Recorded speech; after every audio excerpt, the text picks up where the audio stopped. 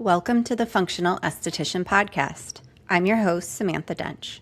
Today's special guest is Kay Miller, the Harmony Coach.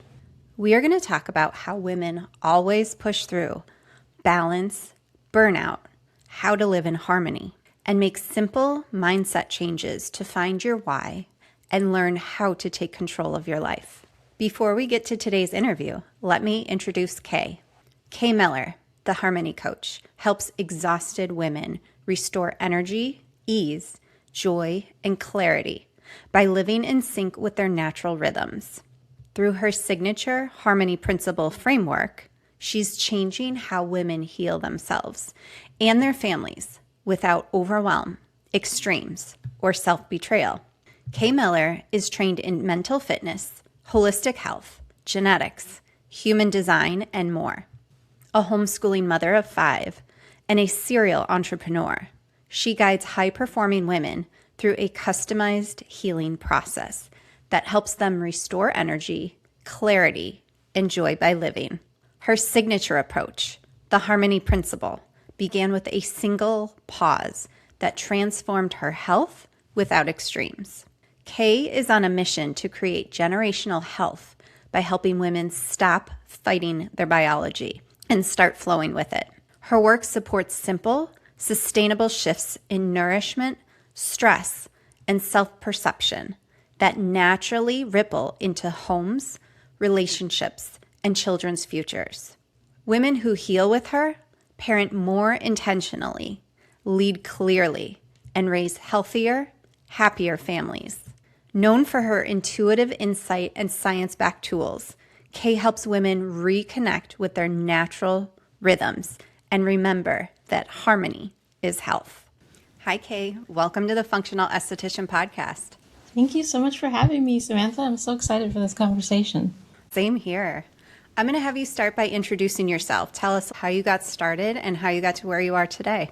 Yeah, so I am a multi-passionate serial entrepreneur, mother of 5, homeschooler, world traveler, and I feel like I was pretty tired most of my life. Like my mom even called me a lazy baby.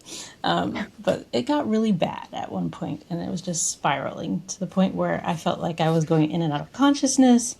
I was in bed almost all day, barely dragging myself to the bathroom or to get something to drink. And at this point, I had been to a ton of doctors. I had decided that I probably had a thyroid problem. They told me I didn't. I was always getting your labs are fine every time I went to the doctor, so I quit going to the doctor. But then my dear sweet husband was like, enough is enough. And he decided to find one more doctor for me. And she was an amazing oncologist. And she wound up testing me for everything she could think of and decided that I had an iron deficiency. And that changed the course of everything for me because I was like, great, I have a diagnosis, I have a solution. And she was like, you're so iron deficient, I would put you in the hospital right now if you were pregnant and put you on iron IVs. But since you're not, you'll just come in each week and get these iron IVs. And so I started doing that. But towards the end of the week, Samantha, I was drained again. I was falling off the cliff again. And I was like, this is a Band-Aid. So that's when I went deeper down the rabbit hole of research on health and wellness, found functional medicine, decided I wanted to go into health coaching to help other women, did get diagnosed with a thyroid problem finally, and then eventually SIBO. And so that, along with some other stories that we can get into later, led us to where I am today as the Harmony Coach. That's amazing. And I feel like you're the typical poster child of women. As a functional medicine doctor, have the same thing. Women come to me, they're like, my doctor said my labs are normal, but I don't feel fine. I feel like that is like textbook classic case of, oh, let's check one little marker. Yes, it definitely is. And I was like, if I'm suffering this, there's got to be so many other women that are suffering it. And that was one of the reasons I did decide to study and learn more. I did health coaching courses, I did gut courses, I did genetics courses. I just kept stacking it all on to find out as much about how our bodies actually work as I could. It's fascinating, isn't it, when you start digging? It definitely is. And the funny part is I thought I was healthy all along because I come from brown rice and whole wheat bread kind of family. Like my mom was really, really healthy. She fed us really well. And I felt like I carried those things into adulthood. And then also at some point I stumbled upon MLMs and learned about the toxins in our cleaning products and our baby care. And so I had all those things, all those boxes were checked off. I feel like a lot of moms do that too. You start learning about something and then you start making better choices. You're like, great, I am healthy. But then you also don't take into consideration all the environmental toxins, all the pollutants, the glyphosate, the pesticides that they spray on our foods. It is just so toxic and harmful. And a lot of that I feel like is an underlying factor. You could be doing everything right as a mom and you're still getting exposed to toxins. You're still not doing it, quote unquote, healthy. I had done all those things once I was having more and more problems and just getting more and more exhausted. We tried everything. I went organic. I went gluten-free. We did paleo. We went vegetarian. We went vegan, no oil, Samantha. We Wow. tried all You were of like the extreme. things. Yes, I was extreme. So that's why I feel like I come from a good place to talk to others about what the options are and what's actually moving the needle and finding what works for them. I love that. And you're a harmony coach, right? Yes. So let's talk about that. What does harmony look like? Yes. So harmony looks like not doing all this biohacking and pushing through and just trying to figure it all out by hustling harder. It's about slowing down, relaxing, meditating, taking some time to actually de-stress, because those are the things that actually moved the needle for me finally. Like I said, I went to that functional medicine doctor and he was like, your hormones are this and that, and we can put you on HRT and it'll be great. And I was like, I actually want to do it naturally. He was so surprised. His whole face lit up. He's like, okay, well, then you need to do this, do that. Because I was going to the gym 2 times a day trying to lose the baby fat. And it wasn't budging. Going to the gym 2 times a day, going to the sauna. And I was like, actually, no, sit down. Sit down and do nothing for a few days, a couple weeks. Let your body reset. Get that cortisol reaction to slow down and to stop, because that's what's holding on to the weight. And a lot of us, it's antithetical. It's not something that you think of like, maybe I should stop working out. Who says that? So as a harmony coach, what I found out after years of experience and working with other clients and then traveling overseas while trying to work with clients in the US, how important certain things are as far as our natural rhythms and our natural cycles. And that's where the harmony comes in, making sure that you're getting your daytime sunlight, making sure that you're eating at an appropriate time for you. And these type of little things that move the needle so far that we don't think about. I love what you said. And I want to go back for a second because you were talking about the 2 times a day workout, the restrictive eating. And I feel like all women do that. You know, it's like, oh, I'm gaining weight because of my hormones, so I should just take this HRT. I'm going to restrict my diet and eat like 1,000 calories a day. And then I'm going to work out extra hard. And I do the same thing with my patients. I'm like, stop, don't work out crazy, just walk or just stretch. And they look at me like I'm speaking another language. Yeah, you suddenly become an alien. They're like, are you for real? Are you serious right now? Walk? Walking is not going to do anything. Yeah, I get that a lot, especially because my husband has been an athlete his whole life. So he works out every day almost without fail. He's got that bodybuilder physique, like naturally, like that's what he does. And so when I told him I'm going to sit on the couch and I'm going to walk, and he's like, what are you, old? What are you, geriatric? What's going on? We just got to trust the process and see what happens. And I think for men, they can get away with it because their hormone structure is so different. But for women, not only do our hormones decrease in perimenopause, but we have this high cortisol due to stress. Yes, and exactly. The man's hormonal cycle is actually on a 24-hour cycle. So it works well for them. Everything that we set up in society, work days and all of those kind of things are strictly geared towards them. I honestly believe that we need like a woman work schedule. Yeah. And that if you're an entrepreneurial woman, you should probably make one. Start paying attention to your hormonal cycle. That's another part of the harmony that I work with my clients on. Start paying attention to your cycle. When are you at your best? When do you perform in front of others and with others socially best? When do you need to have that away time where you can do things that are on your own, quiet, solitary, not really having to work with other people, take those breaks instead of being in the meetings, being on the podcast, doing the summits, all of those kind of things, because we have more of a 28-day cycle versus 24 hours. That is a big difference, Samantha. And I don't think people realize it. And I love what you said about working around your cycle, because I feel like in the middle of my cycle, I'm super productive. And actually, that's when I try to record all my social media content. I try to do as much as I can in that time because that last week, especially for me, I'm mentally drained. And I feel like some days it's hard to even just sit in front of my computer, or I'll sit there and I'm like, I can't think right now. Exactly. And we're not being productive. We're just Right. spinning our wheels. And the other cycle that we work on is usually your daily cycle throughout the day. We have like these 90-minute or so increments where we're on. We can focus for 90 minutes. But then you should actually take a break. But who does that? We're on an 8-hour Right. schedule. We got to work 8 hours.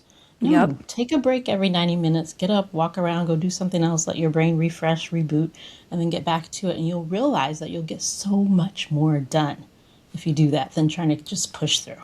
Yeah, those are the things. I didn't even think about the 90-minute cycle. Yeah, most people don't. Most people aren't even aware that it exists. So we Yeah. just were like, oh, I feel drained, I feel tired, but I have to finish this project. But I have to Yep. do this. But I have to make dinner. But I have to, all these have tos. And we just keep pushing, and it's just not as productive as we could be if we actually listened to our bodies. Our bodies aren't just telling us things for fun. I like to call it the whisper. Your body whispers to you. It's like, hey, you need to pay attention to me. And then I feel like if we don't listen to it, then it starts screaming at us. And that's when we get sick or we start showing symptoms.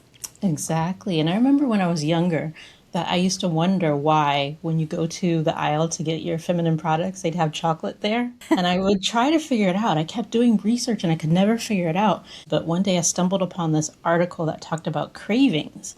And it was like, when you crave this, eat this instead. When you crave this, eat this instead. And it was like magnesium was one of the things that we need during our periods. And we're craving that. And we think chocolate. But you could eat, I think it was like spinach instead.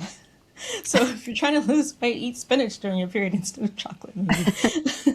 You'll get the same effect. It might not be as tasty, but maybe just a little less chocolate. But I just always thought that was so weird. I'm like, how do these people know? How do they know? Like they've just paid attention to what we're buying, but they didn't understand the actual physiological reason why women crave chocolate during our periods. And I didn't even realize that either. Magnesium, it's a depleted mineral in almost everybody. Yeah, and we just lose more of it when we're bleeding. It's just another symptom of what's happening. And our bodies are telling us, hey, I need magnesium. And we're going, okay, let's go get some chocolate. And then you feel bad. You're like, I just ate this whole chocolate bar or this chocolate ice cream. And then you're beating yourself up. And it's like, you don't have to do that. Like, know your body needs things and try and give it the things it needs. I want to shift gears a little bit. I want to talk about burnout in women because I feel like that is a huge topic. Yes, yes. And that burnout, like I said, comes from that pushing, just pushing through, trying to do everything. And a lot of people are talking now, what is it, about matrescence and talking about the mental load of motherhood and the lack of sleep and all of those things. And I think a lot of people don't realize how much everything that we're doing as mothers when we first birth a child leads to the depression and the burnout. And it doesn't have to be that way. Yeah. It's the sad part. No, it's true. But I feel like when you're young, you can push through. You know, you can just think to yourself, oh, I'm tired. I'm just exhausted. It's because I'm a new mom. And you just push through. But then after you get into that perimenopause phase and your hormones start to decrease, your body's like, nope, we're done. Yeah.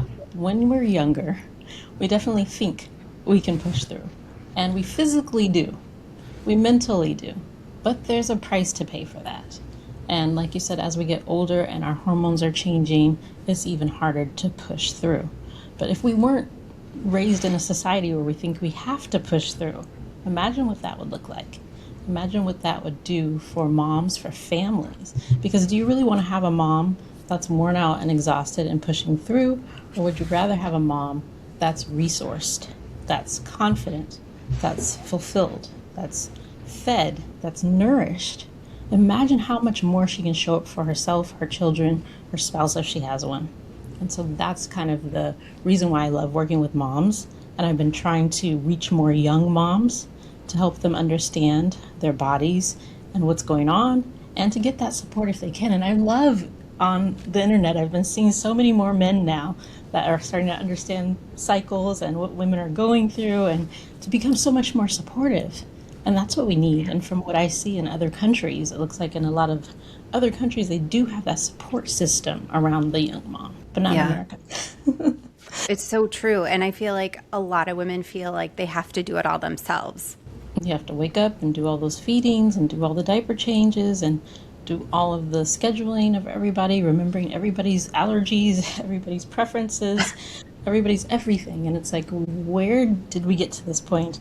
I remember seeing a really good skit once. I think it was a doctor that did it. I can't remember if he was a dentist or what kind of doctor, but he was like asking the male patient these simple basic questions about himself, and he didn't know the answers, and he had to call his wife, like, do I have allergies? Really? You're like 50 years old. Why don't you know if you have allergies? But I feel like men have been conditioned to rely on women too. Yes, they have. And I think that at one time in history, it may have worked. I don't know. I wasn't there. But I would say it may have worked previously when women weren't in the workforce. But now women are in the workforce, so you're expected to spend as much time outside of the home as the man. You're doing your 8-hour, 10-hour, 12-hour, whatever shifts, sometimes taking that work home. And you're meant to take care of the children, clean the house, carry that mental load, schedule all the appointments, get everybody to their after school. It's too much. It's too much for one human. I'm sorry. Yeah. And I think we need to dial that back as much as we can and start splitting things a little more and just finding out better ways to do that. If you do have other family and friends around, which I was lucky when I had my first few kids, that I had my grandma, I had my mom, I had people that were able to help out because I was going to school full-time, working full-time. And raising 2 little girls. It was crazy. It was a crazy time in the beginning. And then later on, going to be more of a stay-at-home or work-at-home mom. And that was a different experience altogether because then we moved away from family. So then it was just us. And he's at work all day. And it's just me and these kids trying to push through. And so, yeah, that's a totally different experience. When my kids were little, I was a stay-at-home mom too, but I'm divorced now, so I'm a single mom, so it literally all falls on my shoulder. So, yeah, I understand the heavy workload, the nonstop scheduling, just everything. Exactly. And that's one of the other things that I feel I can truly understand is the differences of both sides, the single motherhood, the stay-at-home motherhood, the working mom. Like, I've been all of them. I've done them all. So sometimes you'll have people, oh, you don't understand. Yeah, actually, I do. Been there. Right. Yeah, I know. It's like you have to be in their shoes sometimes to really, truly understand what someone's going through. Exactly. And I think that's important to the human experience because I don't know what it feels like to be a man. Right. I don't think I ever will. I can't explain that. I can't express that. I can't help them with that. But I know what it's like to be a mom. All kinds of moms. And so talking to moms is where I feel comfortable and like I understand and I've seen it all.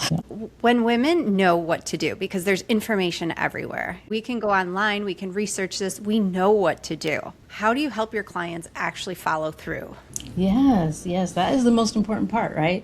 Knowing and doing are 2 different things. So helping my clients follow through really starts with mindset. And so I walk them through some mental fitness training that really helps with getting over some of the ways that we sabotage ourselves. Are you a procrastinator? Are you an overthinker? Are you a people pleaser? Are you this high achiever that you have to do everything perfectly and do it yourself? Like there's so many different ways that we sabotage ourselves. The number one way, according to the training that I went through, was judging. And it's either judging ourselves or judging others. And that's one that people don't think about because sometimes they're like, oh yeah, I don't judge myself, but are you judging others?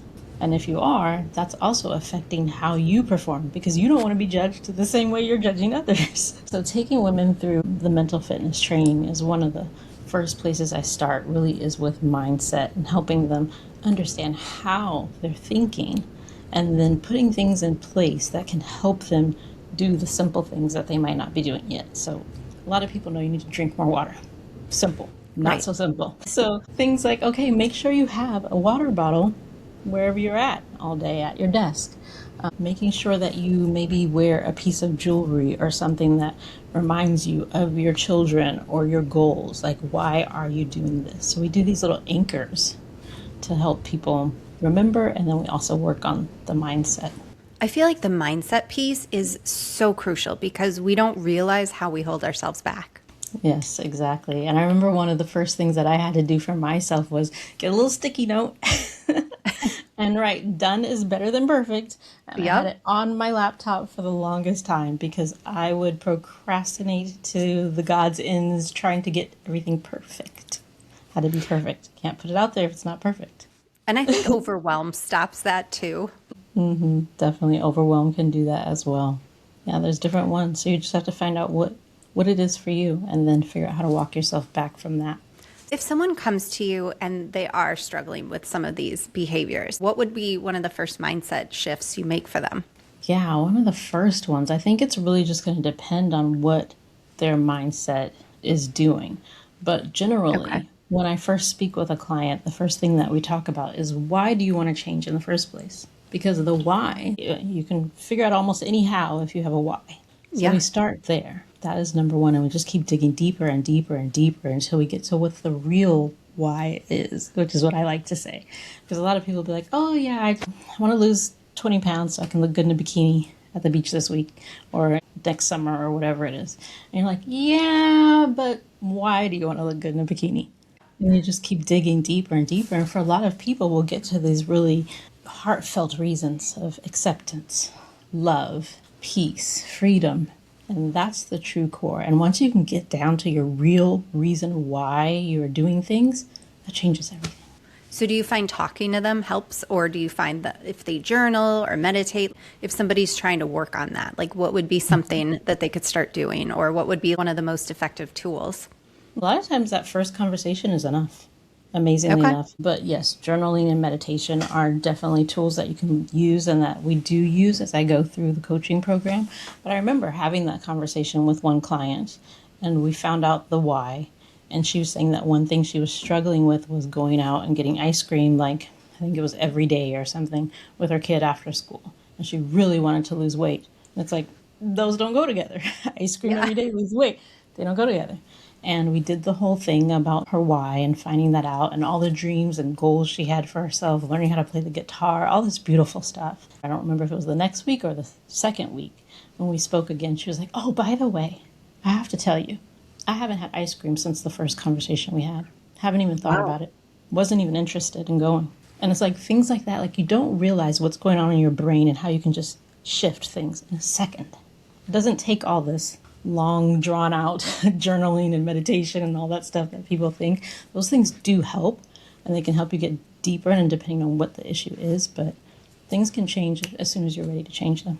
And I feel like a lot of women, eating is very emotional for them. It definitely is. Definitely. A lot of emotional eating. Comfort, memories. Like my mom used to give me this, or my grandma used to do this, and that's where you find your safety, your love, all those kind of things. So definitely. And I feel like holidays, traditions, a lot of that is built around food. Yeah, because again, that's comfort and love. That's what we see it as. This is what love feels like. This is comfort.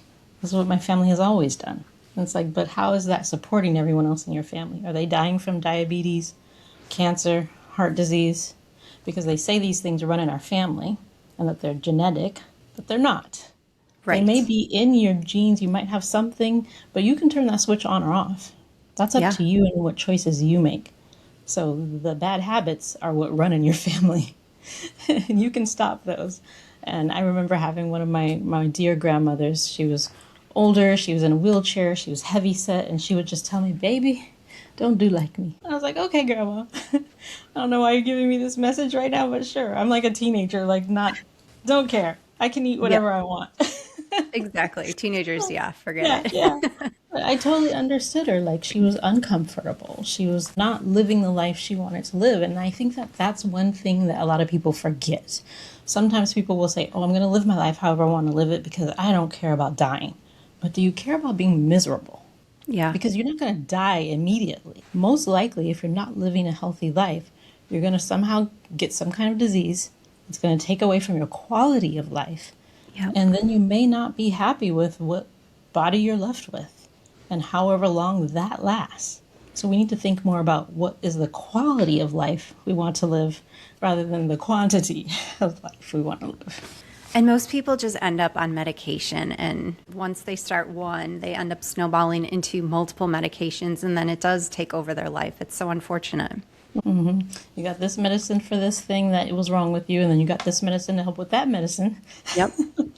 And then I'm just baffled so much. I don't watch regular TV very often, so I don't get commercials a lot. But lately we've been watching things, I think it was Amazon or something, where they have commercials in between. And it's just like the Yep. litany Uh-huh. of side effects for each and every one of these drugs. I'm I like, why are you know. taking a depression medicine that leads to depression and suicide? I Right. don't understand.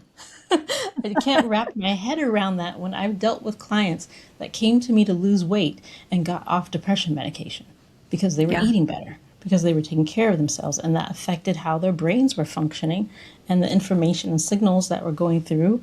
But Yeah. why are we doing this to ourselves? I know. The gut brain connection is huge, and nobody puts two and two together. Yes, that's really sad, and I wish more people did.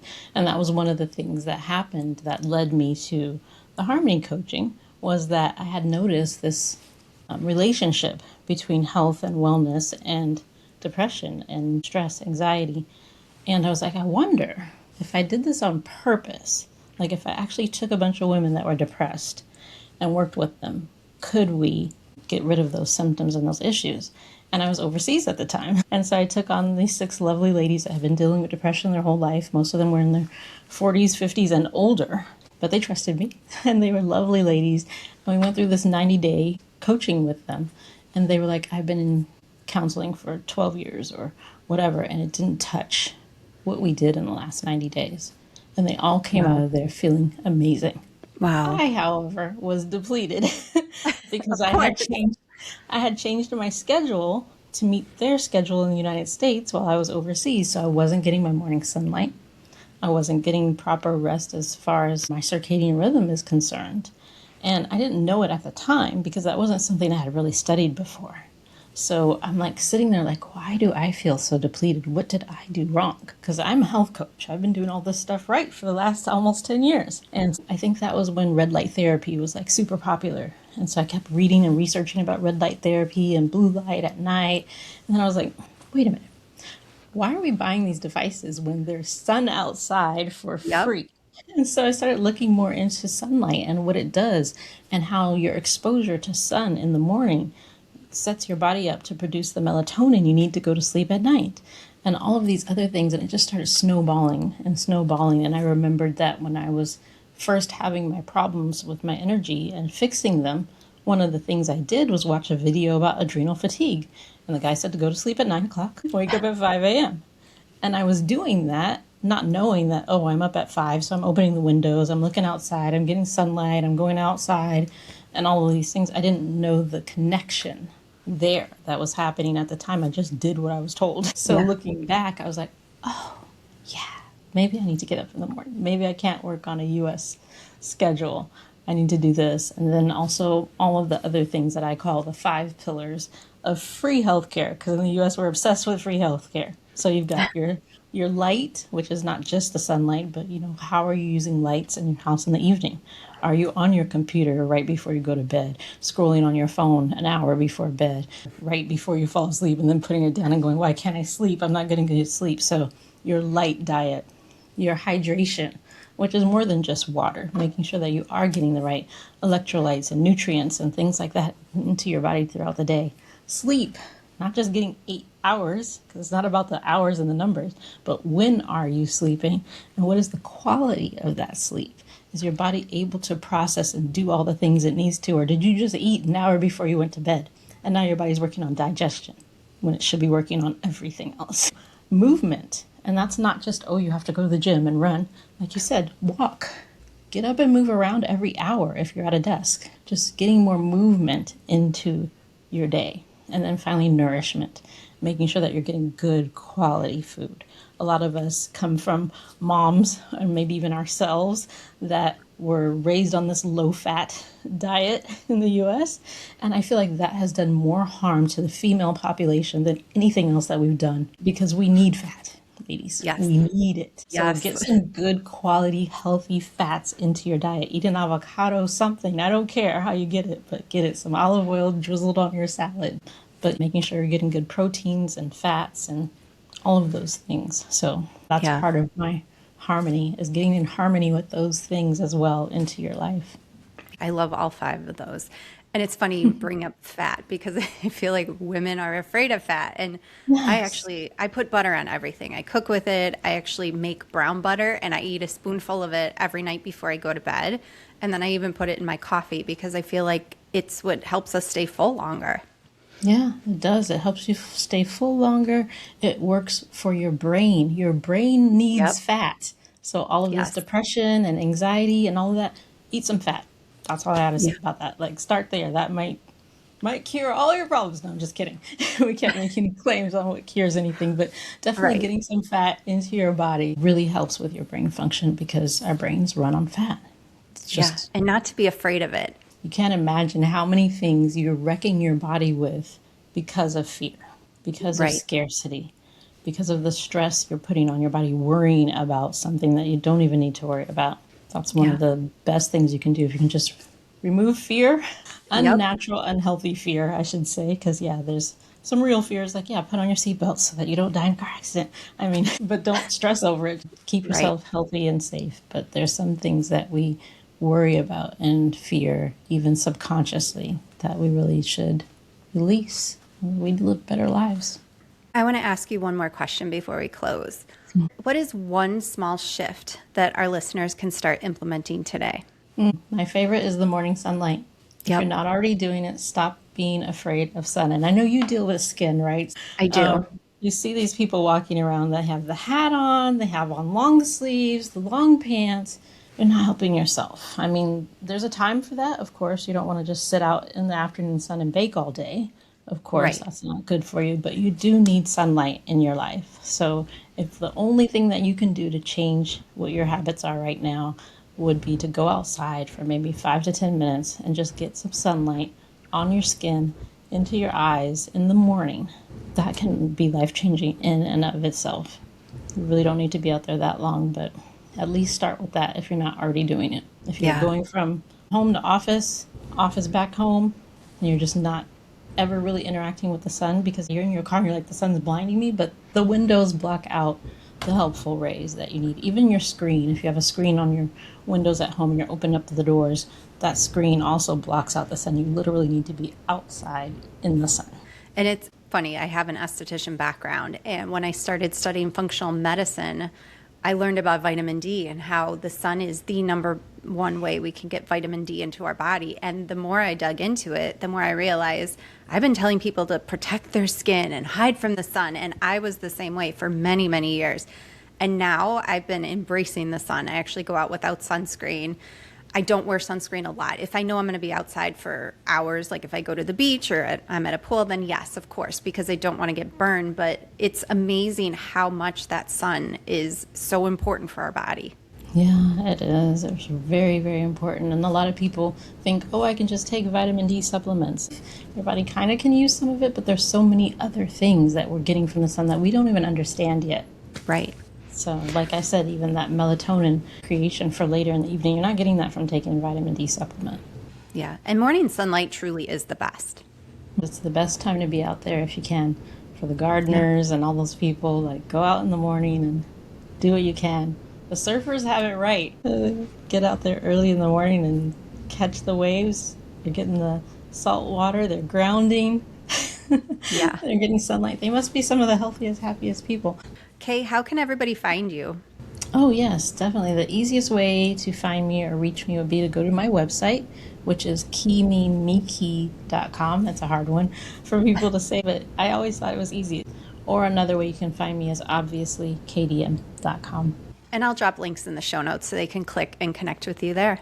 Yeah, that'll be awesome. Thank you so much, Samantha. I love this conversation. Is there anything else you want to leave our listeners with today? Yes, harmony, not balance.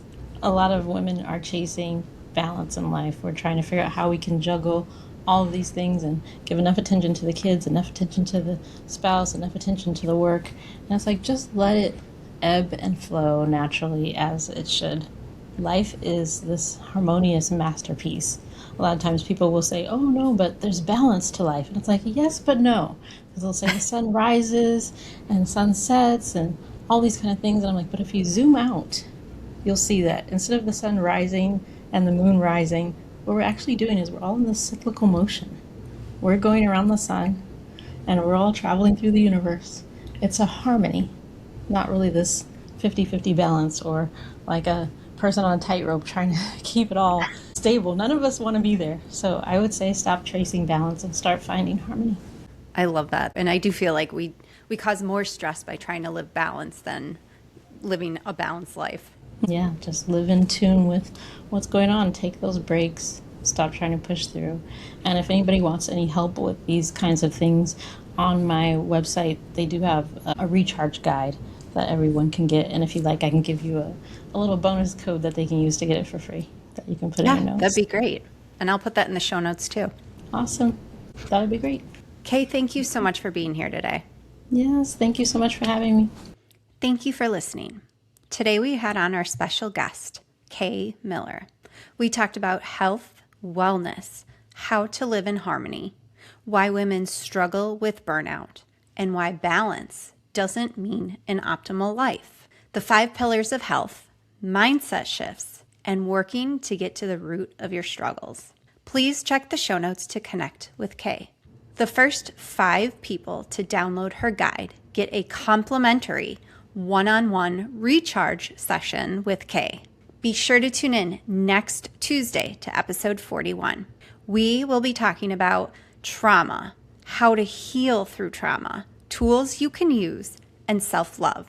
You don't want to miss this one.